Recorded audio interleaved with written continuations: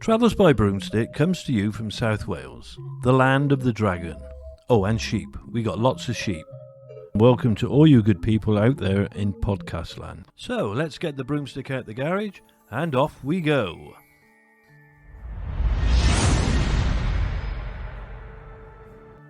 Today's journey takes us to Pendle, which is located in Lancashire in northern England. I would like to give a big shout out to Alison, who specifically asked if we could do an episode about the trial of the Pendle Witches. So this episode is especially for you, Alison. The trials of the Pendle Witches in 1612 are among the most famous witch trials in English history. The 12 accused lived in the areas surrounding Pendle Hill and were charged with murdering 10 people by using witchcraft. Almost everything that is known about the Pendle Witch Trials comes from a report of the proceedings written by Thomas Potts, who was the clerk to the Lancaster Assizes. Thomas Potts was instructed to write his account of the court proceedings by the trial judges, Sir James Altham and Sir Edward Bromley. Although this was written as an apparently verbatim account, the wonderful discovery of witches in the county of Lancaster is not a true report of what was actually said, but instead it reflects on what happened at the witch trials that took place on the 18th and 19th of August in 1612. The report was published in 1613, and most people feel that it was done so as to protect and advance the careers of the trial judges, in a considerably biased account. The Pendle Witches lived in the early 1600s, a turbulent time in England's history. It was an era of religious persecution and superstition. King James I was on the throne, a Protestant living in fear of Catholic rebellion, after the threat of the 1605 Gunpowder Plot, where Catholic plotters, including the infamous Guy Fawkes, had tried to blow up the Houses of Parliament to destroy his Protestant rule. King James I was obsessed with witchcraft. He was both fascinated and terrified of it. He wrote a book called Demonology, which showed local magistrates what to look for when tracking down witches. James had made witchcraft a capital offence in 1604, which made it illegal to consult, covenant with, entertain, employ, feed or reward any evil and wicked spirit, or to utter spells. Techniques for finding evidence of witchcraft, which were published in his book, included finding devil's marks on the suspect's body, marks which were thought to have been given to the witch when she sealed the pact with the devil. Today, these marks would simply be seen as birthmarks or scars, but during this time it was a definite sign of witchcraft. Other techniques included swimming witches, where suspects would be taken to a river and anyone that sank was absolved of the crime. However, these were very likely to have drowned. But anyone who floated would have been considered a witch. When King James was King of Scotland, he was convinced that witches had gone to sea in sieves and raised a terrible storm to wreck his ship as he sailed to Norway for his bride. So as you can imagine, it was a very dangerous time. Nobody was safe from accusations and pointing fingers, and this is exactly what happened to two rival families who lived on the slopes of Pendle Hill. On the 18th of March 1612, Alison Device, the granddaughter of Old Demdike, or Elizabeth Southern, the matriarch of the one family, was walking the road to Calm when she stopped to ask a peddler for some pins, but he refused, so she cursed him in anger. This seems to have worked, as he immediately collapsed paralysed on his left side, and was eventually carried to a local inn.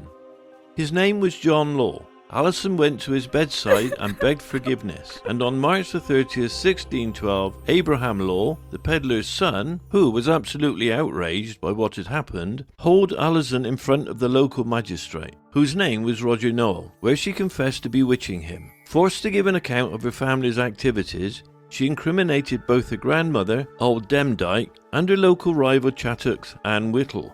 She told of how Chattox had turned the ale sour at the local inn, and that she had bewitched the landlord's son to death, using a clay figure. Both Demdike and Chattox were interrogated at Ashlar House, and on April the 2nd, 1612, trying to outdo each other to enhance their local reputation, they both told stories of their deeds. Demdike claimed that she had met the devil in False Delph Quarry near Newchurch, and that he had sucked her blood, leaving her stark mad. On April the 3rd, 1612, Noel sends Demdike, Alison Device, Chattox and Anne Redfern to Lancaster Castle to await trial for witchcraft. On Good Friday, 20 people gathered at Malkin Tower, the home of Demdike and the Device family. They had a feast of stolen mutton. Noel heard rumours that they were plotting to free the imprisoned women and blow up Lancaster Castle, so he sent Henry Hargreaves to investigate. Helped by James Device, Alison's teenage brother, the constable unearthed human bones and teeth stolen from the graves of St. Mary's Church in Newchurch. James also confessed to using a clay image to cause death to a woman named Anne Townley. The others at the alleged witches' Sabbath meeting in Malkin Tower, named by Jeanette Device, were rounded up and imprisoned in Lancaster Castle. Meanwhile, in the awful conditions of a cold, damp prison, 80-year-old Demdike sadly dies while awaiting her trial. On August 17th, 1612, Roger Noel produces Jeanette as a witness, and she gives evidence against her whole family. Jeanette's mother, Elizabeth Device, is dragged from the court screaming at her daughter and shouting curses at Roger Noel. This evidence, along with the confessions that have already been given, likely under torture, were read out in court. The evidence against her was presented by James Robinson, who lived with the Chattox family 20 years earlier. He claimed to remember that Chattox had been accused of turning Robert Nutter's beer sour and that she was commonly believed to be a witch.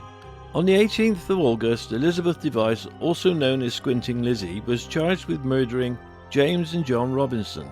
Also, with Alice Nutter and Old Demdike, the murder of Henry Mitten. Thomas Potts records that this odious witch suffered from a facial deformity, resulting in her left eye being set much lower than her right eye. The main witness against Elizabeth Device was none other than her own daughter, Janet Device, who was 9 years old. Janet stated that she believed that her mother had been a witch for 3 to 4 years, stating that her mother had a familiar called Ball. Ball appeared in the shape of a brown dog, claiming that she witnessed her mother having conversations with Ball, asking her mother to help him with various murders. James Device, Elizabeth's son, also gave evidence against his mother, saying that he had seen her making a clay figure of one of her victims, John Robinson. Elizabeth Device was found guilty. James Device was also found guilty of murder by witchcraft, taking the lives of Anne Townley and John Duckworth. James had, like Chattox, confessed to Roger Noel, and his confession was read out in court, as well as the evidence presented against him by his sister Janet. Janet, who had told that her brother had asked a big black dog, which he had conjured up, to assist him to kill Anne Townley. On the 19th of August, Anne Redfern was found guilty of the murder of Robert Nutter's father, Christopher Nutter, by witchcraft, to which she pleaded not guilty. But Old Demdike's statement to Roger Noel, which accused Anne Redfern of making clay figures of the Nutter family, was read out in court, and witnesses were called to testify that Anne was a witch and more dangerous than her mother, and unfortunately this sealed her fate.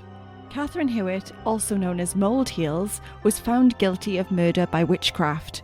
According to the evidence given by James Device, Catherine Hewitt had attended the Sabbath meeting at Malkin Tower and had told the others at the meeting that she had killed a child from Colne named Anne Folds.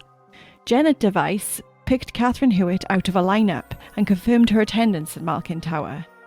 Alison Device, whose encounter with John Law had triggered the events which led up to the trials, was charged with harm by witchcraft and found guilty. In total, 10 innocent people were convicted and hanged of witchcraft in a religious and political persecution conducted by the authorities.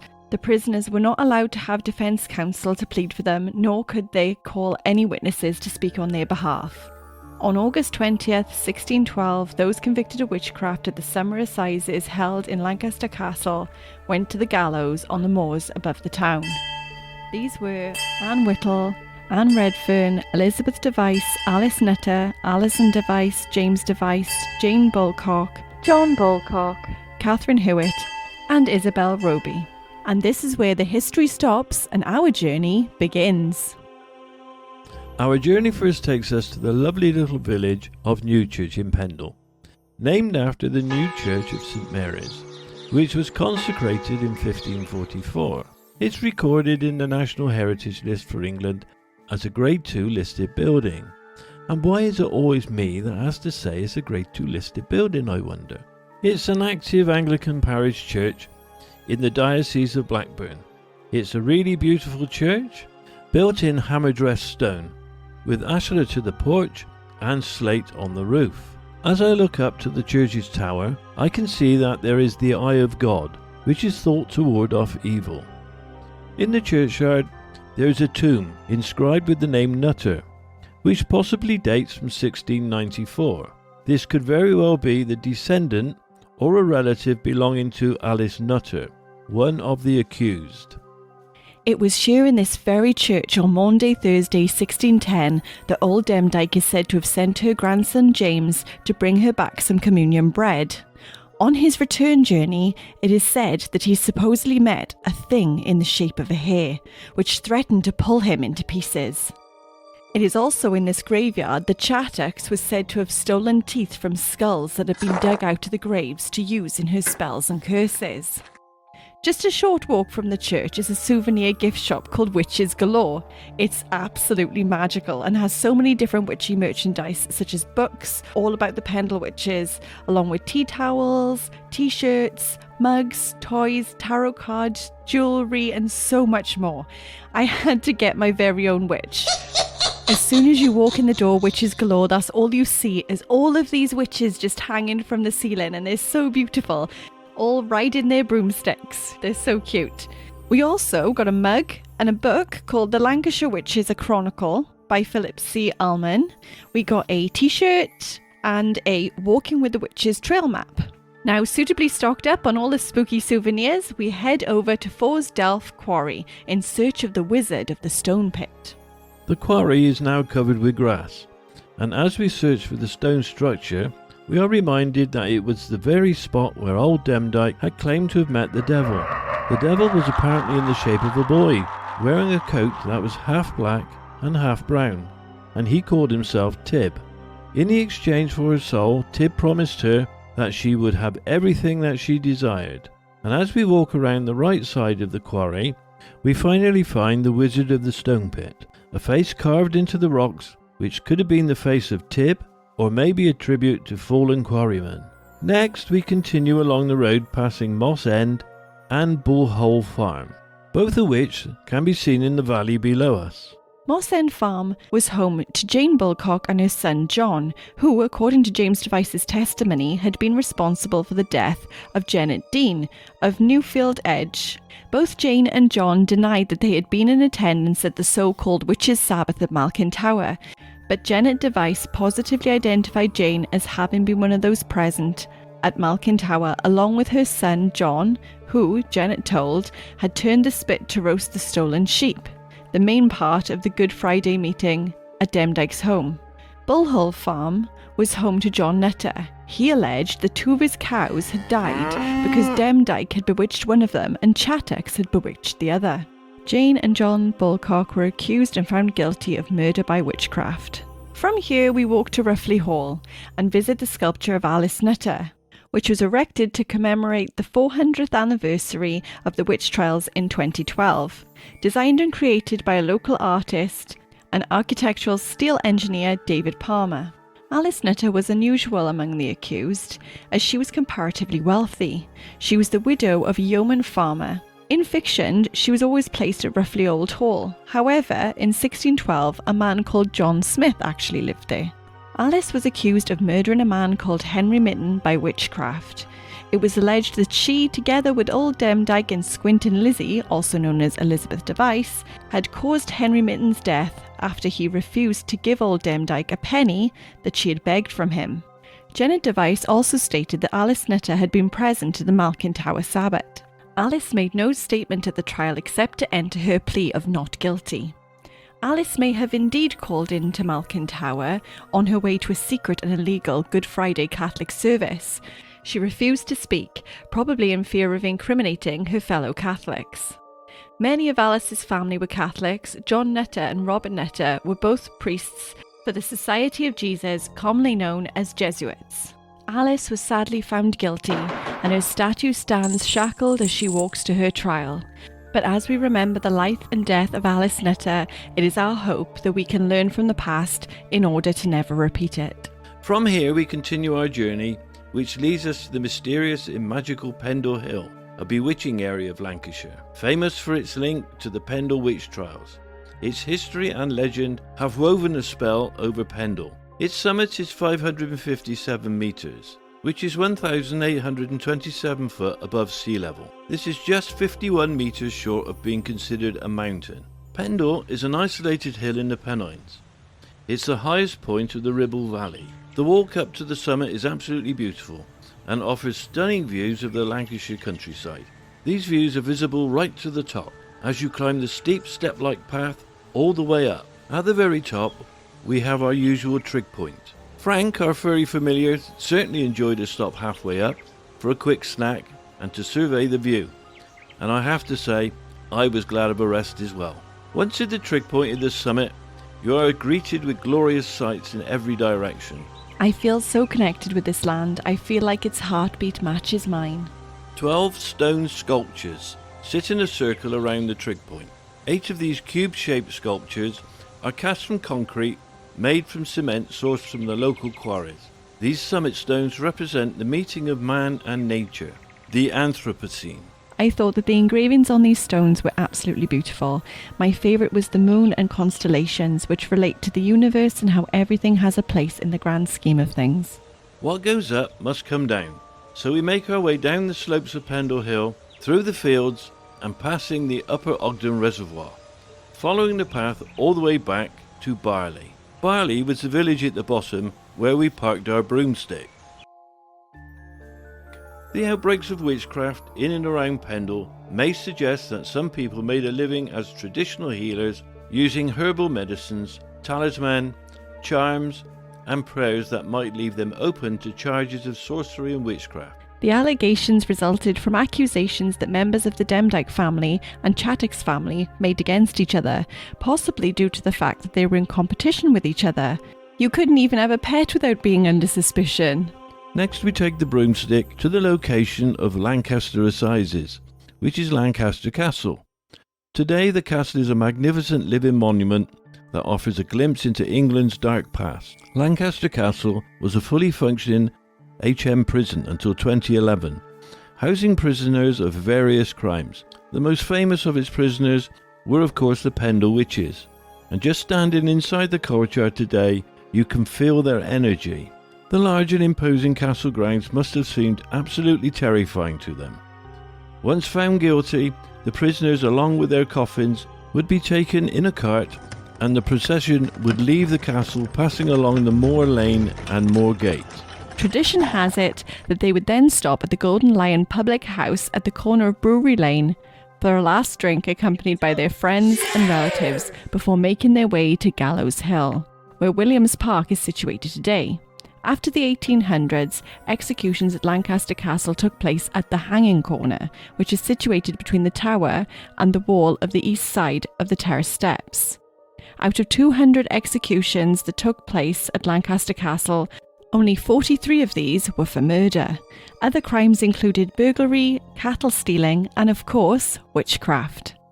Of these 200 executions, 131 of them were reported to have been carried out by one hangman, named Old Ned Barlow. After the tour of the castle, we head to our final destination. That of the witches' final destination too. Gallows Hill.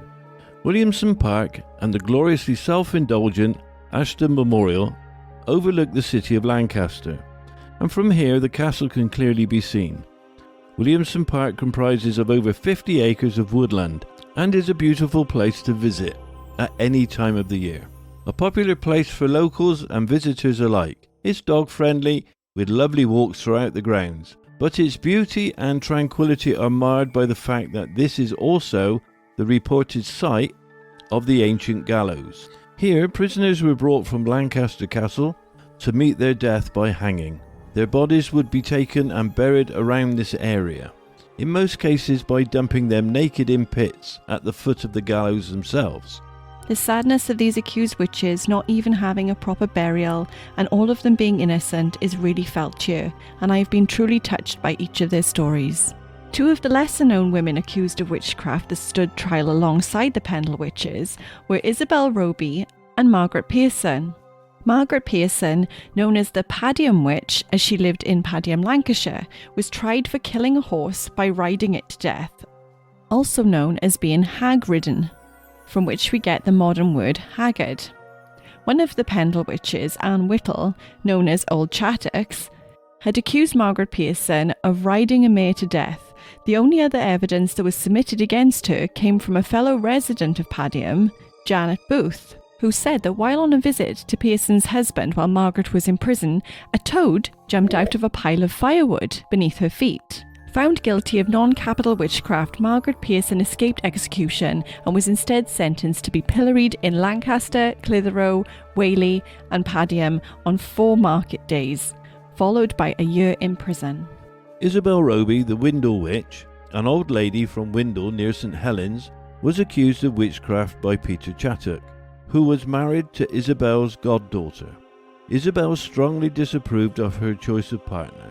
Peter Chattock alleged that his physical discomforts were caused by Isabel, and that she struck total terror in her neighbours. Isabel was a difficult and outspoken woman, and this unfortunately caused her to have many enemies. The complaints of her neighbours were first brought before Sir Thomas Gerard in July, and now in August she stood trial, charged with felonious exercising and using devilish and wicked arts. The evidence given by Jane Wilkinson, the wife of Francis Wilkinson, who stated that she'd become so pained that she could no longer stand after she refused to give Isabel the milk that she'd begged her for, and believed that this was Isabel cursing her. While travelling to Warrington, Jane felt a pinching in her forefingers and thumb twice together. After this experience, she thereupon was sick and could only return home on horseback. Once home, she returned to full health. Margaret Lyon, wife of Thomas Lyon, said that she had heard Isabel Roby boasting that Peter Chattock would never recover until he begged her for forgiveness. Margaret told the court that she was sure that Peter Chattock was a frightened man and he would turn back if he saw the witch approaching. Isabel herself confirmed that he indeed did turn around and walk the other way when he met her in the lane. Peter Chattock emphasised that he was certain that Isabel had done him much harm. Another witness, Margaret Parry, the wife of Hugh Parry, said that she had heard that Isabel had not only bewitched Peter Chattock, but also Jane Wilkinson. Isabel was found guilty and sentenced to hang along with the Pendle Witches. Also included in the trial was the Salisbury Witches, but that's a story for another day. So after that magical adventure, there's only one thing left to ask. How many brooms would you rate the Pendle Witch Walk? Definitely a 5. What was your favourite place to visit in Pendle? Well, my favourite place was Witches Galore, the shop. It was fabulous. I really enjoyed it. And I like Barley as well, where we parked the broomstick. Do you have a favourite Pendle Witch? Yeah, I think it's Alice Nutter. How about you? My favourite would have to be Old Demdike, the matriarch of the family who made a deal with the devil. All those stories are just so amazing. Yeah, I'm just really sad that she had to die the way she did in the prison. Do you think you would have been accused of witchcraft back then? Yes, I definitely think I would have been accused of witchcraft. I'm there with my crystals, I'm there doing my intentions with the new moon and all of this. And, you know, besides that, we've got our dogs, Max and Frank, and they had their familiar dogs, which was Tib, Fancy, Dandy and Ball. So I definitely think we would have been totally in it. Yeah, right in it up to our necks. So my last question to you would be, do you think that Janet knew what she was doing, implicating her entire family? No, not a chance. I don't think she understood what was going on because she was far too young, and I think the court just took advantage of her. So I think what we've learned from this experience is that words are powerful, so everybody just needs to be kind to one another. Thank you once again to Alison for her suggestion that we do the Pendle Witch Trials. Well, that concludes our adventures for this week. I hope you've had a magical time. We hope you enjoyed our adventures, and we look forward to seeing you next time. Please like and subscribe and turn on episode notifications.